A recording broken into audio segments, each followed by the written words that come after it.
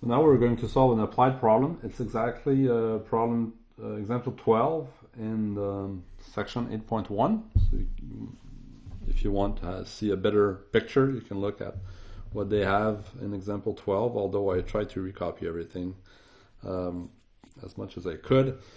So the statement is the following. So a circle with radius 3, so you can think of a Ferris wheel, is mounted with its center 4 feet off the ground.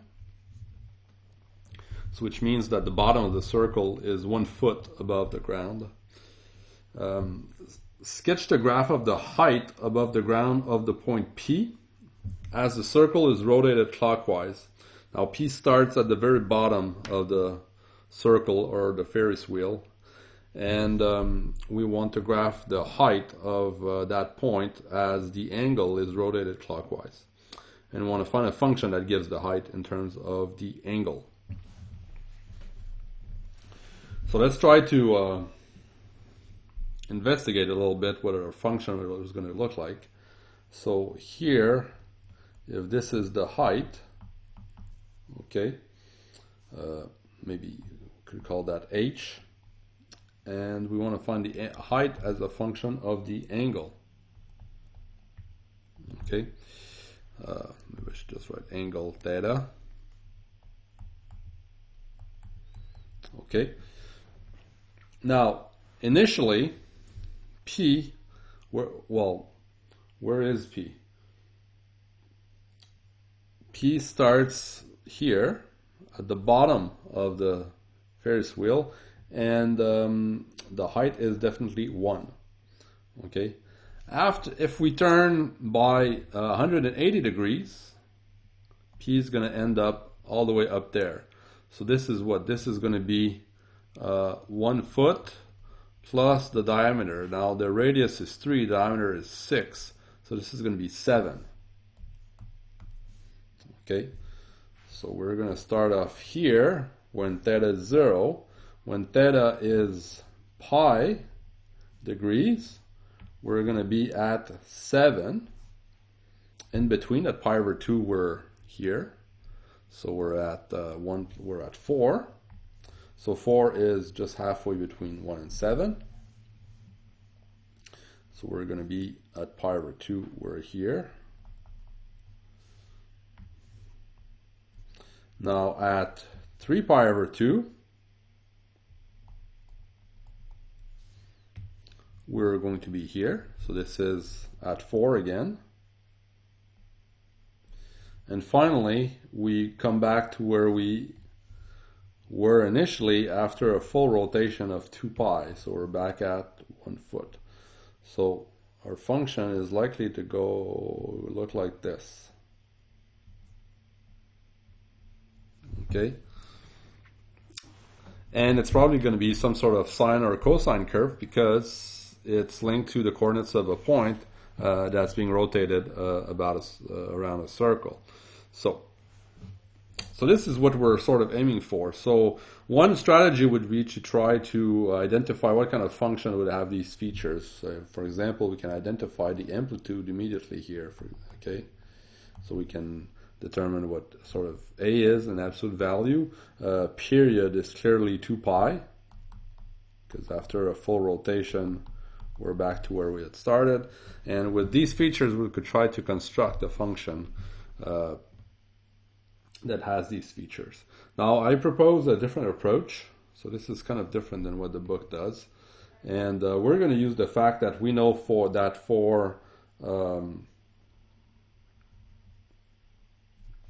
a circle, if I have a point on the circle, and this is theta, then this is cos theta sine theta, right? Okay. So the difference is that this is not a unit circle, it's a circle of radius 3. So if instead the radius is 3, then every coordinate gets multiplied by 3. Everything gets magnified by 3. So instead this is going to be 3 cos theta, 3 sine theta. Okay? Alright, so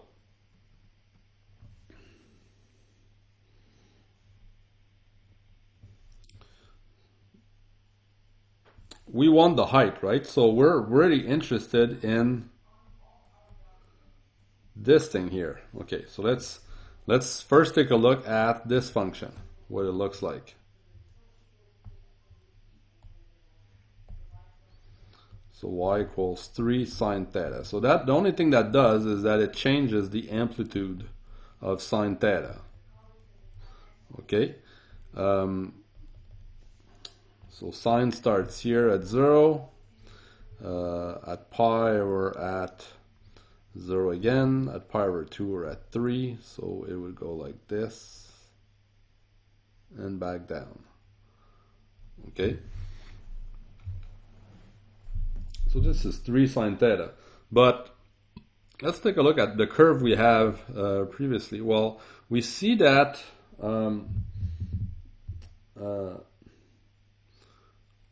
we would like to have the lowest point starting at 0. You see, this is the lowest point of the curve, right? Our curve will be like this. So its lowest point is actually at 0.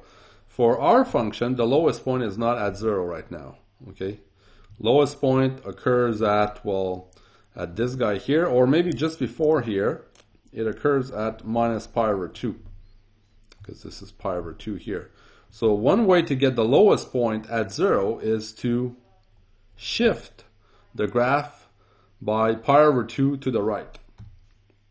Okay, so we're going to do this. So shift the graph by pi over 2 to the right to have, so I should write capital S here, to have the lowest point when theta equals 0. So how do we shift? Well, we're going to replace theta by theta minus pi over 2. Okay, so we're going to graph this now. So we're going to shift everything by pi over 2. So I'm going to have minus 3 here, 3 there. So we're going to start here instead. 2 pi is here. So we're going to end up at minus 3 again, because the period is not going to change. Now at pi, well, let's take a look. Where are we going to be? We want to shift everything. So maybe let's start with 0. So 0 here, by shifting it at pi over 2, we're going to be at 0. Okay, and if we shift the point at pi over 2, if we shift this pi over 2 at pi, we're going to be at 3. Then back at 0 at 3 pi over 2. Okay, and the graph is going to look like this. Okay, and it keeps going. Okay, pretty good. Now, what's the only thing that what's the thing we need to do here? So we need to have the lowest point at 0, but the lowest point needs to be 1. Highest point needs to be 7. So this is achieved by, we're going to shift now the entire graph by 4. So this is like lifting the center. Okay, so right now we've worked with a circle with a center at 0, 0. But notice that the center here is, let's say, at 0, 4. So we're going to need to shift that Ferris wheel 4 units up to change the range of the function. So now, by shifting it by 4, the range is going to be from minus 1 to 1 at